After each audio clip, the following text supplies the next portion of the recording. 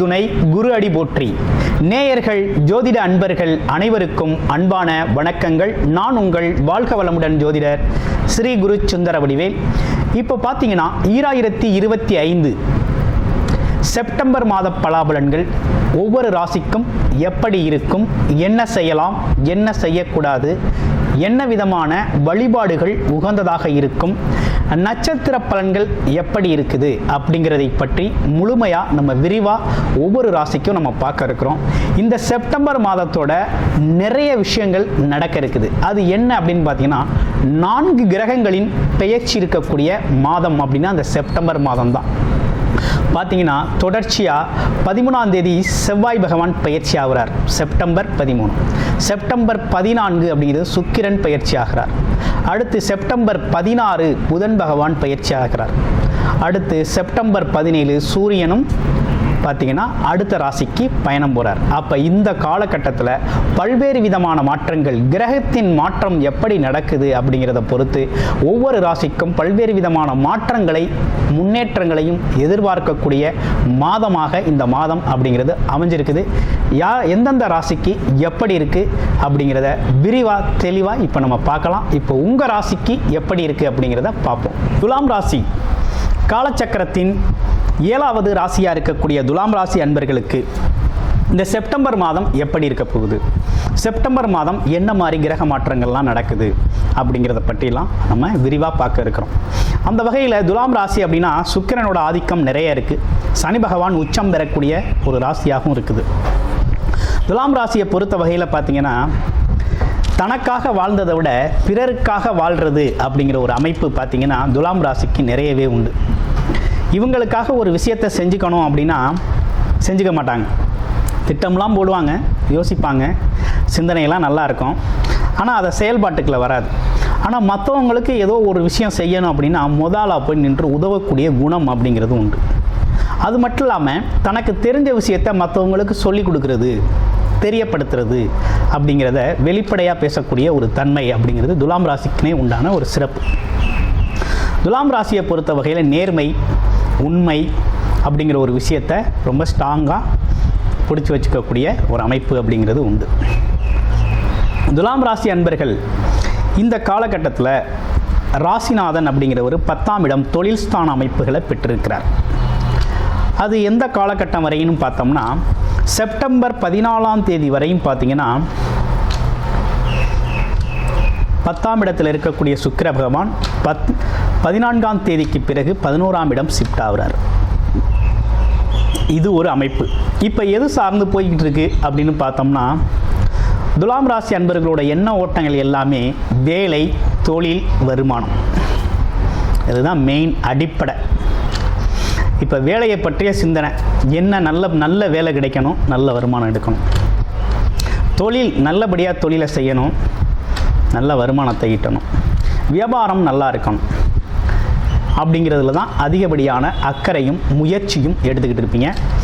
உங்கள் ஆசைப்படி நிறைவேறக்கூடிய ஒரு அமைப்பு அப்படிங்கிறது இந்த கிரக மாற்றங்களால் ஏற்பட்டிருக்கு. இதில் ஒரு விஷயம் என்னென்னா உங்களோட ஆசைகள், எண்ணங்கள், கனவுகள் சார்ந்த விஷயங்களுக்கான முயற்சிகள் அப்படிங்கிறது நிறைவேறக்கூடிய ஒரு அமைப்பு அப்படிங்கிறது வந்திருக்குது. அதே நேரத்தில் குரு பகவானோட குரு பார்வை அப்படிங்கிறது ரொம்ப சிறப்பாக இருக்குது ராசிக்கு. உங்களுடைய தசாபுத்தி அமைப்புகளை இப்போ நீங்கள் பார்த்துக்கணும்.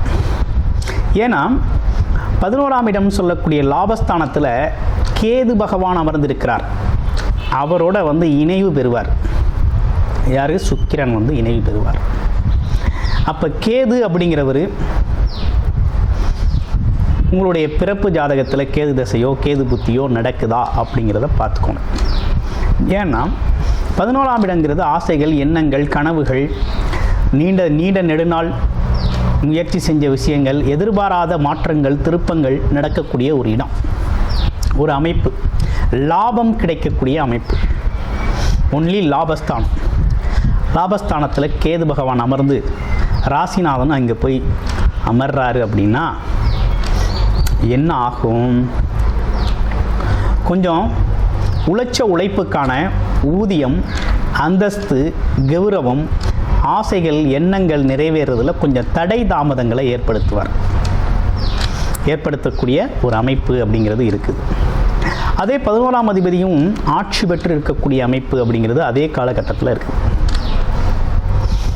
அப்போ என்னென்னா கொஞ்சம் கவனமாக செயல்படணும். எப்போ அப்படின்னு பார்க்கணும். செப்டம்பர் மாதம் 14ஆம் தேதிக்கு பிறகு கொஞ்சம் கவனம், அவேர்னஸ் எடுத்துக்கணும், கூடுதல் கவனம் எடுத்துக்கணும். ஏன்னா கேது பகவான் லாபஸ்தானத்தில் இருக்கிறதுனால எடுத்துக்கணும். ஏன்னா சின்ன சின்ன தடங்கல்கள் வரக்கூடிய ஒரு அமைப்பு இருக்குது. பெண்கள் சம்மந்தப்பட்ட விஷயத்தில் கொஞ்சம் கவனமாக இருக்கணும். பணங்காசு கொடுக்கல் வாங்குகிற விஷயத்தில் கவனமாக இருக்கணும். அதே போல் நீங்கள் எதிர்பார்த்தது ஒன்று நடக்கிறது ஒன்றாக சில நேரங்களில் மாற்றங்களை ஏற்படுத்தும். இந்த கேது பகவானோட இணைவு ஏற்படுறதுனால இந்த விஷயங்கள் நடக்கும். அப்போ கொஞ்சம் கவனமாக தான் இந்த காலகட்டத்தை கையாளணும். எப்போ? செப்டம்பர் 14ஆம் தேதிக்கு பிறகு. அது வரையும் தொழில் முயற்சிகள், வேலை முயற்சிகள் எல்லாமே நீங்கள் எதிர்பார்த்த மாதிரி நல்லபடியாக போய்கிட்டு இருக்கோம். அந்த காலகட்டத்தில் கொஞ்சம் கூடுதல் கவனம் எடுத்துக்கோங்க. மற்றபடி லாபம் அப்படிங்கிறது, உங்களுக்கான லாபம் அப்படிங்கிறது, தடை அப்படிங்கிறது உங்களோட பிறப்பு ஜாதகத்தில் நல்லா இருக்குது அப்படின்னா எந்த வித விஷயமும் இல்லை, துணிஞ்சு நீங்கள் செயல்படக்கூடிய அமைப்பு இருக்குது. என்ன ஆனாலும் குரு பகவானின் குரு பார்வை அம்சமாக இருக்குது. அதனால் இந்த காலகட்டம் நீங்கள் பயன்படுத்திக்க வேண்டிய காலகட்டம் தான். ஓகேங்களா? சின்ன சின்ன தடைகள், தாமதங்களை பார்த்து பின்னோக்கி போகாமல் கொஞ்சம் முன்னோக்கி போய் உங்களோட வேலை, தொழில், வருமானம் சார்ந்த விஷயத்தில் ஒரு முன்னேற்றத்தை அடையக்கூடிய காலகட்டம் இது. அடுத்து பார்த்தோம்னா குழந்தைகள் சம்மந்தப்பட்ட விஷயத்தில் கொஞ்சம் அவேர்னஸ் எடுத்துக்கங்க. அடுத்து உடல் ஆரோக்கியம் சம்மந்தப்பட்ட விஷயத்தில் கொஞ்சம் கூடுதல் கவனம் தேவைப்படுது. ஏன்னு கேட்டிங்கன்னா சனி பகவான் வக்ரமம் அடைந்து இருக்கக்கூடிய ஒரு அமைப்பும், அதே நேரத்தில் சனி பகவான் 6ஆம் இடத்துல இருக்கிறதுனால பார்த்திங்கன்னா அடிக்கடி உங்களுக்கு கொஞ்சம் மனச்சோர்வுகள் ஏற்படக்கூடிய ஒரு அமைப்பு அப்படிங்கிறது உருவாகும். எல்லாம் இருந்து இல்லாது போகிற ஒரு ஃபீலிங் கூட, ஒரு தோற்றம், பிம்பம் ஏற்படும். அதனால் இந்த விஷயத்தில் கொஞ்சம் கவனமாக இருங்க. மற்றபடி உங்களுக்கு இந்த காலகட்டம் அப்படிங்கிறது ஒரு நல்ல காலகட்டம் தான். ஆமாம், வெளிநாடு, வெளியூர் பயணங்கள் ரொம்ப சிறப்பாக இருக்குது. அதே நேரத்தில் 7க்குடைய செவ்வாய் பகவானும் பார்த்திங்கன்னா செப்டம்பர் 13ஆம் தேதி உங்களுடைய ராசிக்கே வந்துடுவார். திருமணம் சார்ந்த விஷயங்கள் கைகூடும். அதே போல் கணவன் மனைவி ஒற்றுமை அதிகரிக்கும். நண்பர்கள், கூட்டாளிகள் சார்ந்த விஷயங்கள் அதிகரிக்கும். போட்டி பந்தயங்களில் ஜெயிப்பீங்க. ஆமாம், எதிரிகள் உங்கள் வசமாவார்கள், நீங்கள் சொல்கிறத கேட்பாங்க. அப்படிங்கிற மாதிரி பகை மறந்து பாராட்டக்கூடிய ஒரு தன்மை, இதெல்லாம் ஏற்படக்கூடிய ஒரு காலகட்டமாக இந்த காலகட்டம் இருக்குது. ஓகே, இப்படிப்பட்ட சூழ்நிலைகளோடு இருக்கக்கூடிய இந்த காலகட்டத்தில் பார்த்திங்கன்னா என்ன விதமான வழிபாடு கொஞ்சம் நல்லாயிருக்கும் அப்படிங்கிறத பார்க்கணும். விநாயகர் வழிபாடு, ஆஞ்சநேயர் வழிபாடு அப்படிங்கிறத தொடர்ச்சியாக செஞ்சுக்கிட்டு வாங்க. உங்கள் வாழ்க்கைக்கு ரொம்ப சிறப்பாக இந்த காலகட்டத்தை கடந்து போயிடலாம். மற்றபடி ரொம்ப நல்லா இருக்குமா அப்படின்னா துலாம் ராசியை பொறுத்தவரையில் சின்ன சின்ன குழப்பங்களோடு வாழ்க்கை நகரும். ஓகேங்களா? ஒரு பயத்தோடவே இருக்கிறது மாதிரி சில பேருக்கு இருக்கும். திடீர்னு வேலையை விட்டு தூக்கிடுவாங்களோ, வேலை இல்லாமல் போயிடுமோ, வருமானம் இல்லாமல் போயிடுமோ அப்படிங்கிற ஒரு பயம் இருக்குமே தவிர மற்றபடி நீங்கள் பயப்படுற அளவுக்கு இந்த காலகட்டம் அப்படி சூழ்நிலைகள் இல்லை. உடல் ஆரோக்கியத்தில் கண்டிப்பாக கூடுதல் கவனம் எடுத்துக்கணும். அடுத்து வெளிநாடு, வெளியூர் யோகங்கள்லாம் நல்லா இருக்குது. அதே போல் பிரயாணங்கள் மூலமாக நல்லா இருக்குது. தொழில் சார்ந்த அமைப்புகள் நல்லா இருக்குது. வியாபாரம் சார்ந்த விஷயங்கள்லையும் நீங்கள் முயற்சிகள் எடுக்கலாம், நல்லா இருக்குது. ஆமாம், அரசு காரியங்கள் கொஞ்சம் நீங்கள் ஒன்று எதிர்பார்த்து ஒரு முயற்சி எடுத்திருப்பீங்க, அங்கே நடக்கிறது ஒரு மாதிரியாக இருக்கும். அதனால் கொஞ்சம் தள்ளி போட்டு செய்கிறது அப்படிங்கிறது உங்களுக்கு நல்ல முன்னேற்றத்தை தரும். இவை அனைத்தும் கோச்சார ரீதியான கிரக மாற்றங்களால் ஏற்படக்கூடிய பலன்களாக இருக்குது. அப்போ உங்களுடைய பிறப்பு ஜாதகத்தில் எப்படி இருக்குது, என்ன தசாபுத்தி அமைப்புகள் ஓடுது, எது சாதகமான சூழ்நிலையை தருது, இதில் இருக்கக்கூடிய மாற்றங்களுக்கும் இதில் இருக்கக்கூடிய சங்கடங்கள் அந்த பிறப்பு ஜாதகத்தில் ஜாதக ரீதியாக எப்படி இருக்குது அப்படிங்கிறதெல்லாம் கம்பேர் பண்ணி பார்த்து இந்த காலகட்டத்தை நீங்கள் பயன்படுத்திக்கணும். அடுத்து பாருங்கள், உங்கள் ராசியில் இருக்கக்கூடிய நட்சத்திரங்கள். முதல் நட்சத்திரம் சித்திரை நட்சத்திரம் எப்படி இருக்க போகுது? சித்திரை நட்சத்திரம் திருமணம் சார்ந்த விஷயங்கள் கை கொடுக்கும், கூட்டுத்தொழில் சம்மந்தப்பட்ட விஷயங்கள் கை கொடுக்கும், வேலை வாய்ப்புகள் நல்லாயிருக்கும். அது மட்டும் இல்லாமல் பாருங்கள், வருமானம் சார்ந்த விஷயங்கள் நல்லாயிருக்கும், தன்னம்பிக்கை தைரியம் வளரும். ஆமாம், வரன் தேடி வரக்கூடிய ஒரு அமைப்பு அப்படிங்கிறது இருக்குது.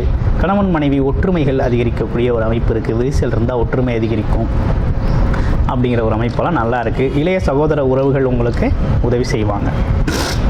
அவங்களோட நட்புறவு பாராட்டக்கூடிய ஒரு நல்ல நிலை உருவாகும். அடுத்து பாருங்கள், சுவாதி நட்சத்திரம். சுவாதி நட்சத்திரத்துக்கு எப்படி இருக்குது? குழந்தைகளோட உடல் ஆரோக்கியம் குறித்து கொஞ்சம் கவலைப்படுவீங்க. உடல் ஆரோக்கியம் மேம்படுறதுக்கான முயற்சிகள் எடுப்பீங்க. குழந்தைகளோட பள்ளி கல்வி சார்ந்த விஷயங்கள், ஆமாம், இதெல்லாம் கொஞ்சம் கூடுதல் கவனம் எடுக்க வேண்டிய நிலை அப்படிங்கிறது இருக்குது. அடிக்கடி நீங்கள் பார்த்தீங்கன்னா துர்க்கை அம்மன் வழிபாடு பண்ணிக்கிறது ரொம்ப நல்லது.